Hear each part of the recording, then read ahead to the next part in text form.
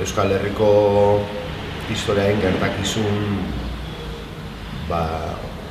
garrantzitsuak izan direnak eta lehen lerrotik bizi izan ditugula eta gero horren testigantza zuzena edukitzearena, ez gauza gertatu dira eta gero dokumental bat egiten duzu artxibotik eta hemendik eta hortik hartutako irudia telebistatik edo ez gu egon gara presente, eta horrek ematen dion ustez balore bat, freskotasun bat eta nik uste balore historiko bat emango diola. Idiazabal izan da laboratorio txoga bezala, eta han zuzenean nabaritzen da egin lana. Ez Idiazabalen bakarrik baitako iargin ere, ezinezkoa zirudien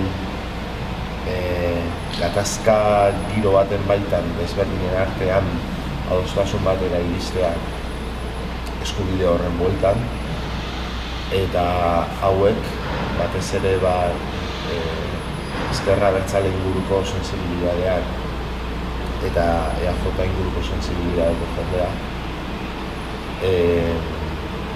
lortu zuten giza harremanaren bidez adostean noraino ziren kapaz elkarrekin aurre iritzi askori aurre eginaz, testuinguru zail batean eta konfrontazio inertzia bati buelta emanaz, eta hori lortu zuten taldea osatzea, Idiazabalen, eta gero demorarekin Goierrira eman dute salto, hor adibide handiena eta importanteena izan zen Ordizin antolatu zuten festa, Eskozia eta Euskal Herrian arteko topaketa horrekin. Eskozia da adibide bat, indarkeriari gabe, erabakitza eskubidera ia seguru iritsiko den nazio batera, eta Eskozia ez dago 10.000 kilometro da. Eskozia Europa zaharreko nazio zaharra eta bertan dago, ordu betera dago Euskal Herri, gazkinez. Oso importantea da hori, ikustea posible dela. Nola ez dute edukiko hemen bizi diren Espainia zalek, espainola izateko erabakitzeko aukera, hori da esaten dugu. Asko dago zer ikasia eta denborak ere, denbora politikoak dokumentalaren alde egin du. Bai Euskal Herriaren kasuan eta bai Eskoziaren kasuan. Dena burutzatzen da eta orain aterako dugu, oso pozik gaude. Denbora dana konziditu digu. Gu ari ginala nazio munduaken historia hori grabatzen da, beraiekin Eskoziara joan ginala.